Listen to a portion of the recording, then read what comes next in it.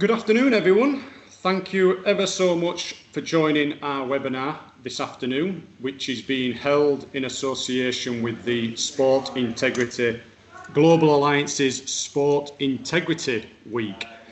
The Sports Integrity Week was originally launched in 2020 and it has continued to innovate by involving participants from 5 continents with over 70 hosting partners in 22 countries and 35 cities. So it's an absolute delight to be able to support this event, an event that aims to unite the world in a collaborative effort to usher sport into a new era of integrity. So thank you ever so much for joining us.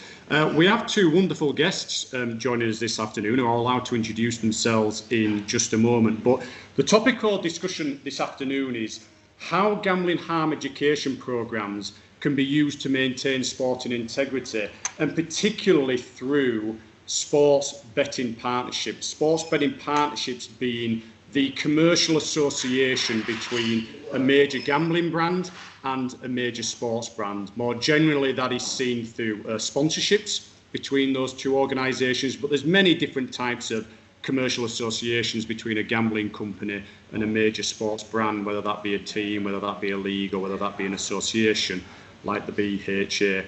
And what we want to discuss really is how positive these relationships can be. These relationships are held up to a great deal of scrutiny against claims that they have a negative impact on consumers of sport. But we want to be discussing how these relationships can be used to protect the most vulnerable in society, to protect athletes, and also to protect the integrity of sport. And to help me with that discussion, as I said, we have 2 wonderful people joining us here, Greg Swift from the British Horseracing Association and Scott Davies from Epic, and also the current manager and head coach of Slough Town Football Club. Greg, I'm going to come to you first. Would you mind just providing us a little insight into yourself, your role at the BHA, and how you feed into this topic? Yeah, thanks, Martin. Yeah, I'm Greg Swift. I'm the Director of Communications and Corporate Affairs at the BHA. I mean, in effect, that does what it says on the tin. I'm responsible for the internal and external communications of the BHA. And then on the corporate affairs side of things, that principally involves working with government across a whole range of issues, not just in the sort of gambling sphere, where we work closely with DCMS, but also around issues with equine welfare and horse transport, where we work closely with DEFRA, and also the use of British horse racing as a soft power lever to promote Britain's standard in the world with Foreign Office and Department of Business and Trade. Thank you, Greg. Really appreciate that, and thank you for joining us this afternoon. Scotty, I know it would be a ridiculous request of mine to try and condense an introduction from your background and experience in this space, but I'm going to ask you to try and do it in a few minutes. If you could introduce yourself, your work at Epic, but also your background in professional sport. Yeah, thanks, Martin. I think for me, it's a job that I obviously undertake now as a professional sports facilitator for Epic Global Solutions. It's one that I never imagined that I would do, if I'm brutally honest, when I was a professional footballer for 11 years.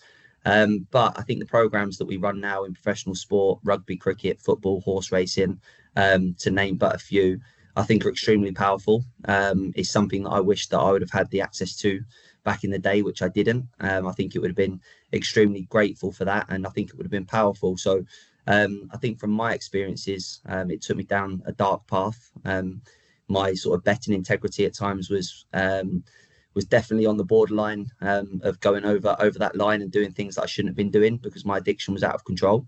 But not only off the back of doing the work that we do now, I think it's vital, the work that we do and the partnerships that we've created, because we've had a large number of professional athletes come forward and ask for help. And ultimately, that's what we want to try and do. We want to make sure that people don't fall off the edge of the cliff. We want to prevent them from getting there.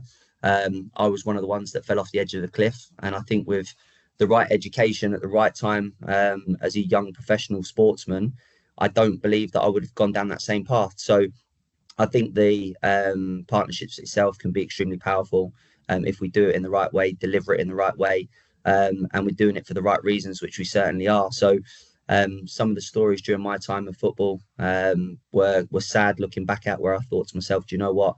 I was almost a young boy crying out for help, but I didn't know where to turn to. Sometimes speaking to people closest to you, like your family and friends, is too close. So if someone like myself going into football clubs, someone external, the lads can sort of sit there and relate and understand what I've been through, because they might be going through it themselves, and it just gives them a chance to speak out, open up, and then we can point them in the right direction to go and get the necessary treatment. So I'm sure I can allude to some of the moments during my time gambling, and mention some stories as we go, but that's a little insight into where it took me, and ultimately ended up in rehab in 2015, which is where we don't want people going. Thanks, Scotty. I really appreciate that, and forever. I've been here for 3 years at Epic now myself, and it's always so insightful to hear you guys talk about your personal experiences, and we always really appreciate you taking the time to be able to share those experiences for the betterment of the game. So if we get into it, we know that sports betting partnerships are an absolute significant component of any gambling operators' marketing strategy. But as I said earlier, they're always held up to a great deal of scrutiny. But they give gambling operators the opportunity to get their brand and their product in front of billions of fans worldwide. And gambling operators are wanting to associate themselves with major brands in the major mainstream sports. And two of the biggest, obviously, is football and horse racing.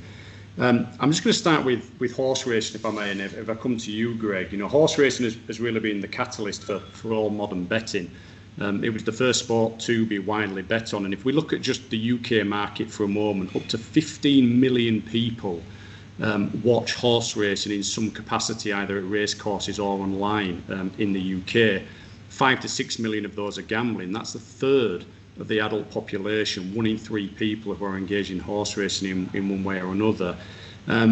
So it does offer a gambling operator a great opportunity to get in front of a mass audience, and investment through those sponsorships inject a huge amount of money into the development of the sport and the progression of the sport.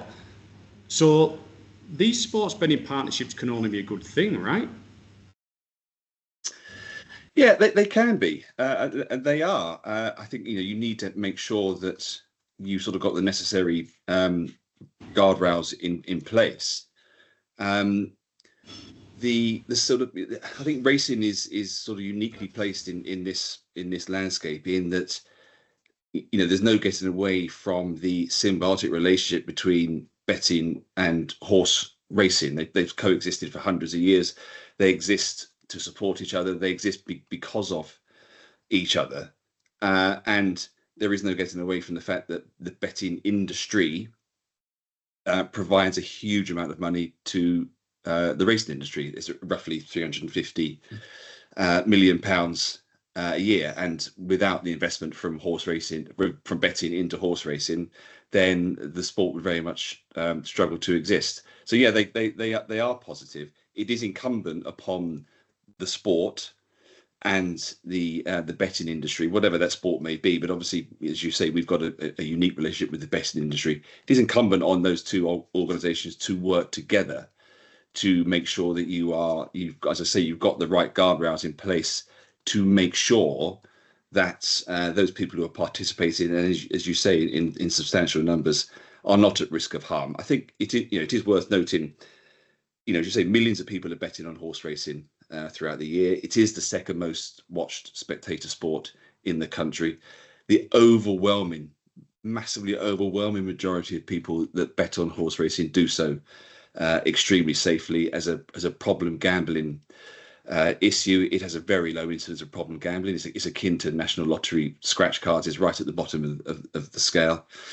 But of course, as a sport, we're not complacent about the fact that the people who do gamble on horses do suffer gambling harm, and that is one of the reasons why the BHA were very happy to join forces with Epic some years ago to assist in the program that Epic has devised to roll out that education that Scott has referred to make sure that you can have those interventions in a timely way, so you're working on a sort of preventative basis rather than dealing with an issue that has become more serious than it needed to.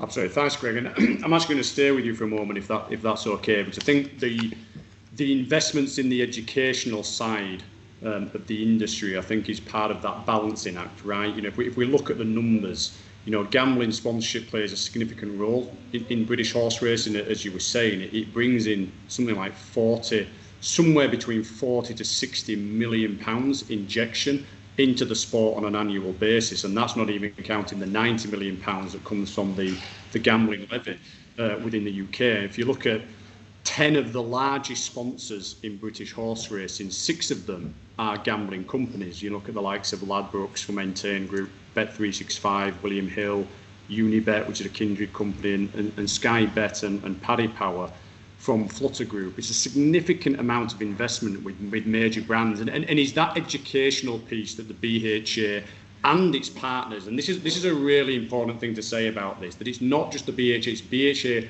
working with its partners, its gambling operator partners, in this case with Evoke and William Hill, to ensure that you are striking that balancing act between reaping the commercial benefits from these partnerships, but also ensuring that we're protecting the most vulnerable in that ecosystem.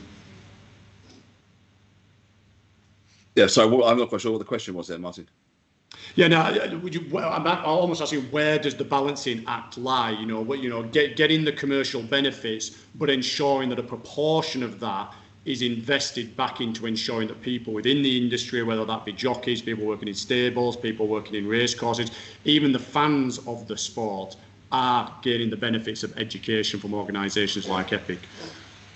Yeah, I think, well, as you know, Epic recently did a presentation for the BHA executive, which I think was sort of inspiring, illuminating, and humbling in equal measure. And Scott gave a very powerful presentation to us. We have worked with Epic to ensure that the education program is rolled out. I mean, obviously, a number of BHA staff have benefited from the course, but across race courses and across the sort of horse facing roles in the industry, principally in yards, but not exclusively. And the feedback that we have received from people who have undertaken this program has been exceptionally positive, which is why we continue to support its rollout. And that again, it's like as I come back to the symbiotic relationship between racing and betting, so much of what you need to do actually requires an investment from the betting industry in the first place. Now that does come in various guises. You've mentioned that the sponsorship, of course, it's worth noting that the sponsorship is actually probably the smaller end of racing's contribution, betting's contribution to racing. The levy is around about a third of what we receive from the betting industry, and media rights makes up another huge part. But all of those pieces work together to provide those funds, to provide those educational facilities for programs like Epic. We have on the Racing to Learn module, there's a platform. There's an Epic module on that. That's available to anyone in the sport, including BHA staff, to undertake. In terms of the relationship between the sport and the betting industry, you have initiatives like Think 25, which is sort of rolled out across racecourses. You have we work with the industry to make sure that there are family zones where there is no reference to gambling. There's no gambling sponsorship available. All those things, they're all part of an overall picture, which is, and I'm sure we'll come on to our gambling code later. They're all part of a program to make sure that you minimize risk as much as you possibly can at the earliest stage. Absolutely, thank you, Ken. And I will come back to the code, because I think it's a brilliant initiative launched by the BHA, and we'll definitely be discussing that in just a moment. Scotty, if we just turn to football for a moment. In the UK, we know that 2 of the major football competitions, in the Scottish professional football leagues and the English football leagues both have title sponsors with gambling operators, and the Premier League, which is the second highest viewed or most viewed competition in the world, behind only the FIFA World Cup. It has 3 billion viewers worldwide. 50% of Premier League football shirts have gambling operators as front of shirt sponsorships. The statistics are quite unbelievable, really. I mean, across the EFL, 40% of shirt sponsorships are with gambling brands. Across Europe, that's 22%. 45% of leagues across Europe who offer title sponsorship are sponsored by gambling operators. So undoubtedly, through the sport of football, gambling operators gain an amazing audience, again, to their products and to their services and to their narratives and to their messages. You know, from your perspective, as you know, both from an ex-professional perspective, but now as a head coach of a, what could I call it, a grassroots team, a semi-professional team. You know, what is your general perspective on this? We had Greg's perspective on the relationship between gambling and horse racing. What's your perspective on this relationship between gambling operators and football? I think many people will see it very differently. I think the people that struggle to control their gambling will see it as a problem. A lot of people that do it responsibly and can contain control and moderation won't see it as an issue. So some of my friends, for example, will see a betting sponsorship on a shirt and won't know any different. Back in the day, if I'd have seen it when I was gambling, I might have been quite annoyed by it. It might have got me a little bit irate and whatnot. But one thing I think people have got to realise is that the majority of the society can do it responsibly and stay within control and stay within the sort of disposable income limits in which they can spend. I remember seeing a stat, and don't quote me on it, but I think it was something like 4% of problem gamblers make up 87% of the profits when it comes to gambling. So we're talking about a small amount of people that might see it. I think the other thing to touch on is people say about sponsorship and advertising. The problem gamblers that are already struggling don't need advertising. They don't see it. But I think what we have got a duty of care is to make sure that the younger people coming through, getting to sort of the adolescent years, turning 18, we have to make sure that they have education around it. We don't want them going in blind. I think the one thing that, like I stressed earlier, I would love to have known more about it. We get taught about alcohol, we get taught about drugs, sex education in schools, but we never got taught about gambling. And I think gambling now, it has the highest suicide rate out of any addiction. It's a secret addiction, so people can't spot it, which is obviously a huge thing to be able to do when someone's struggling. How are you meant to try and help someone if there's no substance to it, like alcohol and drugs? So I think it can be really positive. Don't get me wrong. I think the sponsorships in the Premier League get some of the best players in the world over to our country, and they make the game better.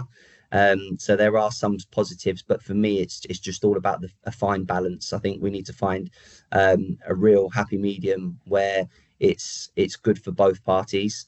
I think the saddest part of it is that children can't wear some of these shirts with a sponsor on the front, and they want to look like the same players or the players that they support week in, week out at the stadiums, and they now have to wear shirts without sponsors. I think for me, putting myself back into my days of childhood, I wanted to look like David Ginola. I wanted to look like Darren Anderton when I was a big Tottenham fan. And if I couldn't have Holston on the front at times when I was a young Tottenham fan, it was quite sad. But I think obviously with gambling as well, it's seen as a dirty word. It's seen as an addiction that we don't speak about because it's a selfish addiction. You come from a broken home or a dysfunctional family, or you lack intelligence. And I'd like to think that I didn't come from any of those backgrounds. So I think it's just having that happy medium, that fine balance that we need to try and strike. And I think the betting operators that we work with at Epic, I think we've got that. I think we really have. But it's so important that education is definitely added to it. And sorry, Scotty, I'm going to take you back a few years now, back to the days when you were playing professional football and you were gambling and you were obviously gambling in excess. And I wanted to ask you about what was available to you back then. I mean, what was it a case of that there was no support, there was no preventative education, there was lack of peer support? What, you know, in your experience, would you have benefited back then from programs that exist today that didn't exist at that time? I think for me, having been running this program now. I've been doing this job for nearly 9 years for Sport and Chance, a rehab provider at first, and then obviously working for Epic now for over 6 years. I think for me, I'm going to be biased and say that it would have helped. I would like to think it would have helped because I've seen it firsthand, the amount of players that have come forward and basically surrendered and put their hands up and said, Scott, I need help. Having listened to my story or one of our colleagues' stories at a different football club, there's nothing more satisfying than someone ringing up and saying, I need help. I need to do something about this, because it makes every mile that I make in the car worthwhile. I don't want to go into a football club and just tick a box, or go into a rugby club or the BHA and not have any feedback. And what I mean by feedback is people coming forward. I think if I'd been doing this job for over nearly 9 years now and not one person had turned around and said I needed help, then I probably would have quit by now. It would have shown that there's not a problem out there. However, the statistics tell us that there is a problem because of the amount of people that do come forward, which is sad, but it's also great. I'm not going to say that I start high-fiving them and I'm excited when people have got an issue, but I'm delighted that we can help and we can push them down the right pathway.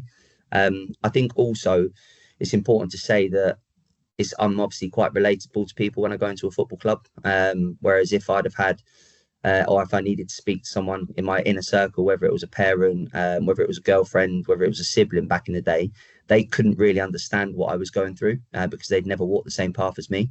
Whereas if I go into a sporting environment now, it's almost like we're speaking Spanish and they can understand me, I can understand them, and they're a lot more comfortable in opening up, which is a great feeling, I'll be honest. So I've had some really deep and meaningful conversations with lads that I've hardly met before or hardly know, purely because it gives them the confidence to speak out about something that's an ongoing issue to them. Brilliant, thanks, Scott. Greg, I'm going to ask you this question because I know that Scott and I would champion it. So a very unbiased view from you on that. Scott's talking a lot about relatability there. So he's talking about people who have been at the sharp end of high performance sports and the environments in which you operate in and the pressures that puts individuals under, which can lead to many different forms of, anxieties and addictions and pastimes and things like that. But how has the BHA responded to not just being in receipt of gambling harm education, but having individuals, as I say, who have performed at the very highest level of sport in the UK? How have people responded to that in the BHA? I think it's something that we are acutely aware of, again, because of the relationship between betting and racing. I've referenced the gambling code. We have in place the BHA safeguarding and medical teams who are there specifically to respond to any concerns over a participant who may be experiencing gambling addiction or harm, or in the sort of scenario that Scott has discussed, is just looking for support because they're concerned they may be going down that path. So if you talk about elite sportsmen, obviously our elite sportsmen are jockeys. The rules that we have in place to prohibit professional jockeys from betting on the sport, and also restricting other participants with regards, for instance, lay betting, they're there. They serve many purposes. They don't just serve a welfare and tackling gambling harm problem, but they also deal with integrity issues, which is an absolutely fundamental, critical part of the sport. It provides, because of those regulations, that is a clear boundary, which hopefully, and not always, of course, but hopefully, that discourages problem gambling for taking place, and the welfare teams are there to do so. The other thing that we often find is if we are actually involved in an investigation, which we do a lot of, where problem gambling is cited as a mitigation, then one of the things that we will do, as well as making sure that the regulations are and the rules are implemented, is that we will, alongside that appropriate sanction, seek to provide the relevant support and information, education and help to those individuals to make sure that they can get their careers back on track, because it doesn't serve it's not in anyone's interest to have people working in an industry where betting is a fundamental part of it, to no longer be able to pursue their career, particularly at the elite end, if they've developed a problem with gambling. We are very much in the space of making sure those people can resume their careers. Excellent, thank you. I'm going to stay with you here, because the sports gambling sponsorship code of conduct that you guys have been working on is a fantastic initiative. It's a fantastic piece of work, and it's very pioneering. There's not many, if any, other sporting associations across the UK that have implemented such a code of conduct. As I say, it's a brilliant piece of work, and I'm going to put a link to this in the chat in just a moment. So anyone who's on the call today, I do recommend that you go and have a look at it. It's a fantastic piece of work. Can you just tell us about how that was formed? And did you work with gambling operators in the formulation of this, or was it done independently of them? Or just love to learn more about that. Yeah, no, you're right. It is an important piece of work. I think we are the first sports body to submit a sponsorship code to the government, to DCMS. The code actually fulfills the proposal that was set out in the government's white paper on gambling in April of 2023. And in effect, what it does is demonstrate the commitment that we have made to ensuring that all gambling activity that is associated with horse racing is undertaken responsibly. So yes, it was developed in conjunction with the Racecourse Association, with stakeholders across the sport. With the government, we work closely with DCMS on developing the code, and with the Betting and Gaming Council and the betting operators.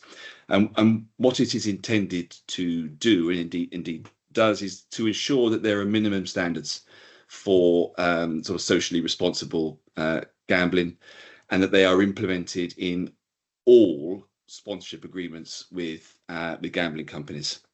So we ask racecourses and participants in the sport now to follow the four general principles of the code when they enter into sponsorship agreements going forward. So those four issues are reinvestment into sport, which we've discussed, maintaining the sport's integrity, which I've touched upon, protecting children and young people, and ensuring that the promotion of betting is undertaken in a responsible way.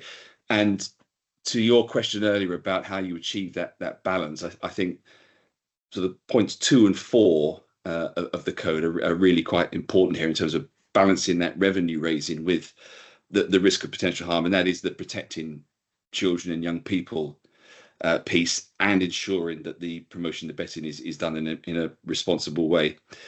The key points of the code require sponsorship deals to only be with Gambling Commission licensed operators who are permitted to offer marketing and sponsor events and people, and really quite importantly is the know your customer part of that. It also requires that the sport and the betting industry develop links to support and work with education, welfare bodies and charities to ensure that the participants and the public are made aware of the risks the risk associated with gambling, where you can find help to deal with that.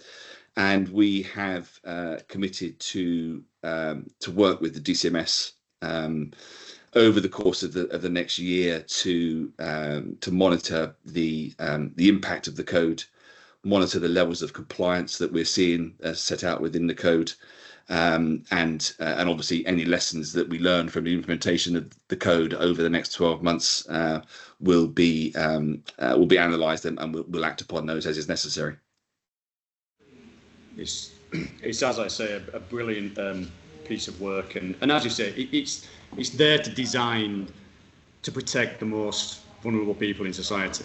Young people who are exposed, and there's a real recognition there between the BHA, the gambling partners that it works with, the BGC, to really work very progressively and very pioneering in making sure that you do have that balance. We talk about this balance a lot. Scotty, we know that Epic is working at the high end of sport within the UK, with a lot of professional athletes across many different types of sports, and from the research and the data that we collect, we know that upwards of 61% of athletes will gamble in some way, shape or form. I want to ask you a question about the grassroots game and how this filters down, because if it's 61% in elite sports, I would hazard a guess that it's probably higher than that in grassroots sports. And the reality is that it's probably at that level of the game, because you've operated at both ends, right? You've operated as a professional athlete, you've operated now as a grassroots player, and now a grassroots coach. What exists in that world? You know, how exposed is your team and your players to gambling messages, you know, playing the game, and what support do you guys get? And if you don't, then what needs to be put in place to provide more support at that level of the game? It's a really good question. I think for me, I think the exposure comes from social media rather than sponsorship at our level, especially grassroots. You don't see betting companies on the front of shirts. You don't see advertising boards around the ground, if I'm brutally honest. But one thing I will say, and one thing I've definitely noticed in professional sport and in grassroots level now, the ages of the people that are developing problems with gambling are getting younger and younger. So when I first started doing this job for Epic, the sort of average age, I would say, was probably mid-20s. But now you're looking at 19, 20-year-olds that are coming forward asking for help. I had one of my own players about 18 months ago come forward to me, floods of tears, crying his eyes out, saying that he had a problem with gambling. And I actually turned around and said, brilliant. I said, this is perfect that you've come to me. You felt like comfortable enough to do that, because that's my two passions, obviously football and helping people with gambling related harm, which is something that I never went to my manager with. So I think we've broken down that barrier that he felt comfortable in talking to me, which was great. But like you say, I think everyone's doing it. It's not just a problem in sport, but also in society. The problem that you've also got as well is that the accessibility is far greater than it's ever been. There's so many different products and markets that they can bet on. And then you throw in computer consoles. So computer consoles now are a huge, huge problem. When I've spoken to a lot of under 18s and 21s teams in professional football, they're almost a little bit giddy and a little bit immature. As soon as I mention computer consoles and FIFA packs and how much money people are spending, they can't control their emotions. They sit there and start giggling and they look at each other. So there's so many different forms and guises of gambling now and different things that they can get involved in. So my biggest fear is the younger ones coming through that are betting on their computer consoles. When they get to the age of 18, what does it then look like? They get into the adults version of gambling, which is obviously sports betting, casino betting, and so on. And I think we just need to make sure that they understand the dangers and pitfalls. Unfortunately, like you said, we get into enough schools, but we can get into more. We get into all the sports clubs in terms of rugby, cricket, football, horse racing, which is brilliant. And I think we've seen a massive, we've seen really good feedback, and we've seen some really good numbers come forward and ask for help. And ultimately, the more people that we can get our message to, the better. And I think it's only going to pay off in a positive manner.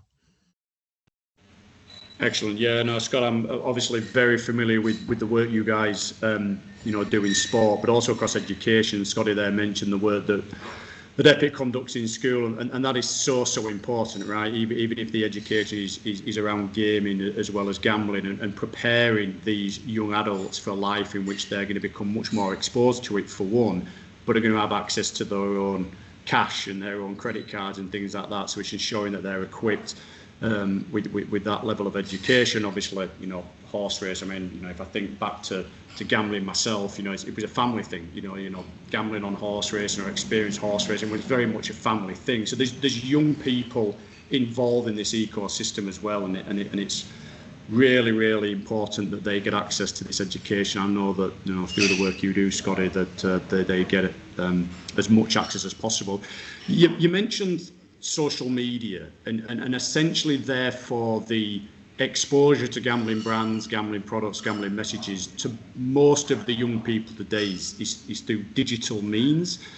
And if you look at the grassroots sphere across all sports in the UK, you're talking about tens of millions of individuals of all different backgrounds, of different sexes, of different all sorts.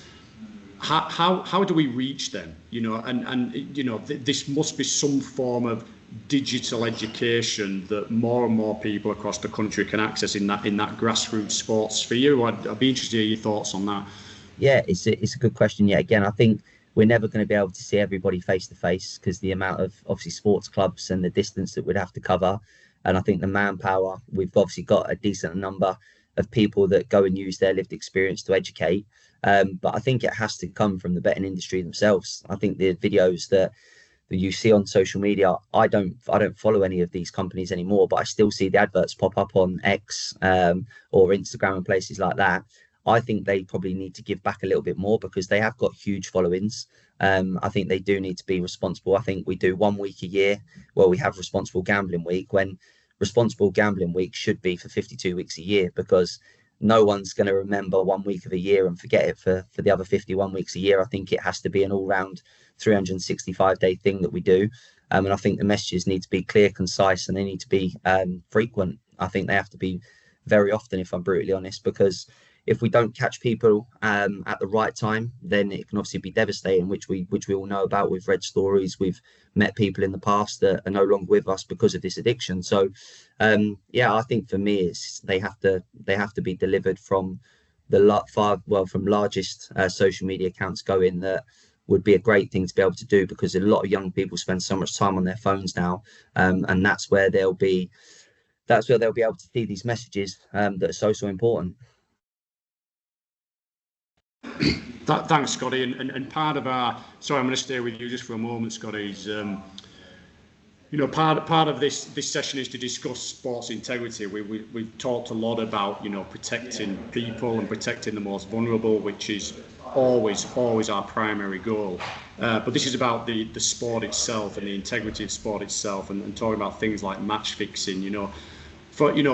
You've been in that place. You've been in that place where gambling has got you into a situation where you needed money, and there might be temptation from other routes. I mean, individuals in any sport who are embroiled in some form of excessive gambling relationship, are they a bigger sports integrity threat than others? 100%. I think for me, there's a few different types of people. There's people that will be an active gambler who won't have a problem, who think that they can beat the system and go against betting integrity rules and get away with it. I think you've got an addict that can't stick to the rules. They can't abide by the rules because those rules go out the window. Ultimately, they can't control their choices. So I think there's a couple of different types of people there, and we need to be extremely careful. I think we've heard of high profile cases where the book's been thrown at people because they've obviously broken betting integrity rules and regulations, which is understandable. But then we've got to look deeper into the person themselves and actually, what have they been through? What have they been going through? What's made them break these rules? Are they just being ignorant and thinking that they're above the law? Or is there a deeper root cause which has made them do it? And I know for a fact that it's really quite hard to comprehend someone who is an addictive gambler if you've never walked the same path as them. I'm so far detached from it now that sometimes I have to remind myself of what it was like because it's been so long. But for my parents, for example, my dad was someone that just couldn't understand the way in which I was gambling. And he used to say to me time and time again, just stop. And he couldn't quite understand or couldn't quite fathom why I couldn't achieve that. So I think for me, it's like you say, that we have to be very careful and very mindful of the rules and regulations. We have to stick by them. But there will be a lot of external influences that will push people closer to the edge. And I think advertising at times, if it's done at the wrong time or in the wrong way with the wrong messaging, people will fall foul to these to the betting integrity issues and rules that we face. Yeah, absolutely. I mean, from a horse racing perspective, Greg, you guys obviously faced the same problem. It's ensuring that individuals who are highly exposed to gambling and highly exposed to the brands, are not ultimately a threat to the integrity of the sport itself. I mean, what was the BHA's approach to that? In knowing that it has this reliance on having gambling operators as a fundamental and positive part of the sport, but ensuring that doesn't impact the integrity of the sport itself. Yeah, look, one of our principal sort of core functions really is to make sure that the sport is safe, fair, and clean. And the integrity part of that is absolutely critical. Quite simply, and it's true of all sports, of course, but if you have a sport that has a betting market, if people don't believe the integrity of that sport, then the betting market collapses. People are not going to bet on a sport that they think doesn't have that required degree of integrity.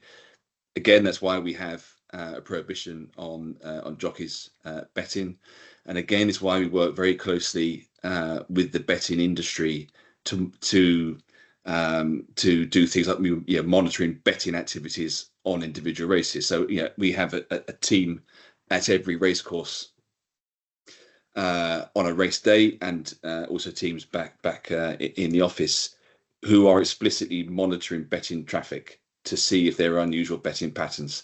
Sometimes that would be the betting industry would actually refer it to us. They'll say we've seen a degree of activity that looks unusual, and then we can investigate that, or we will spot it and we will refer it to the betting industry. So in terms of maintaining that integrity of the sport, there's actually a very effective working relationship there. We have had, sadly, cases where professionals have fallen foul of those rules, and they've been dealt with accordingly. But as I say, our sort of default position is always, when we find someone experiencing that situation, to as well as deal with the offence, make sure they're getting the appropriate support and help to get them back on a better path. Thanks, Greg. And we're just coming up on time, so we've just got a few minutes left, but I do want to get to a comment. We've had John Blake join as CEO from Racing to School. Hi, John, a good friend of the organisation, and he does make this point around that racing is unique in its reliance on sports on betting. If I go back to some of the statistics, over £10 billion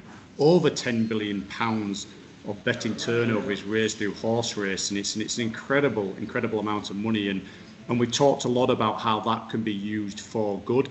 There is a bit of this unknown that's hovering around through the release of the government white paper, and I just wanted to get a quick soundbite from you, Greg, on what are the threats, or how is there a problem coming down the line, if you like, for a sport like horse racing, if there are restrictions on gambling sponsorships and you start to lose those huge revenues into the sport from the gambling operators who will withdraw that investment if some of their sponsorship is kind of restricted?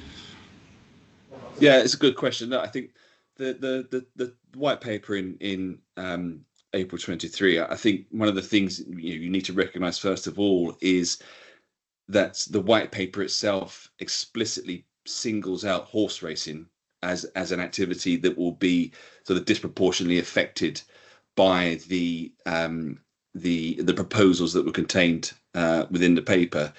And it is also explicit about the moves that government would make to ameliorate some of that impact, in recognition that racing is uniquely linked to betting in a way that no other sporting activity is. The white paper makes an assessment of the potential harm to racing's finances. It does that on a best case scenario and a worst case scenario, and its assessment in the white paper was, best case scenario, racing's funding will be impacted by around £8 million a year. Worst case scenario, it'd be around £50 million a year. When the paper was first published, our immediate response to that was that is a massive underestimate of the impact on racing, based on the financial risk thresholds that were set out in the white paper. We commissioned our own independent research, which put that figure at closer to 50 million per annum, which is a substantial chunk of money. And I think sometimes we kind of get bogged down in just the sort of numbers and the pounds, shillings and pence. And I think actually you also need to think about this in terms of impact on people. A £50 million a year loss to racing's revenue. We commissioned a separate piece of research, indicated that upwards of 1 in 7 jobs in the industry could be lost because of that lost revenue stream. So that has a devastating impact on rural communities, among others, right across the country. I think the other thing that's we haven't touched upon this yet, but I do think in the context of the white paper, it's worth pointing out. Lots of, I worked in the government before I did this. You always need to be looking around the edges of policy to look at what are the unintended consequences if we do X. One of the things that we have made sort of strong representations to the Gambling Commission on and to DCMS, and there's greater recognition within the Commission and the DCMS of this issue, is the risk of poorly implemented policy driving people to the black market away from the licensed market. We know that the black market is there, and we know that it is becoming an increasingly bigger piece of the overall betting landscape in Britain and indeed globally. Last year we did a survey, the BHA did a survey of around 15,000 bettors, so a really substantial survey, and there were some really interesting things that were thrown up there. We found that even before the financial risk checks that were set out in the white paper had been imposed, a quarter of bettors are already being asked to undergo financial risk checks or affordability checks, however you want to call them. More than half of people who are bettors said they would stop betting if those checks were too intrusive. And while we expected to see a degree of opposition to the checks in principle, because that was the feedback that we had been getting for some time, and the betting industry as well, what did surprise us was the degree of appetite among bettors for the black market. So that survey showed that 1 in 10 bettors were already using the black market, which is in itself is a worrying number. But that if the new checks that were proposed by the government were too intrusive, 4 in 10 would consider using the black market instead. Now that is a really alarming statistic, because those people, if they go into the black market, they're lost to us. We have no sight on them whatsoever. There is no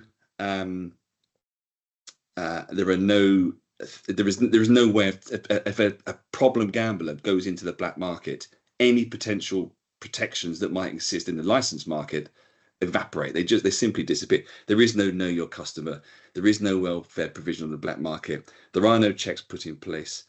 All the things that we are working together now to put in place to protect problem gamblers are completely bypassed once they go into the black market. And so, I think it is something that we need to be very, very mindful of, because the impact of it could really be quite considerable.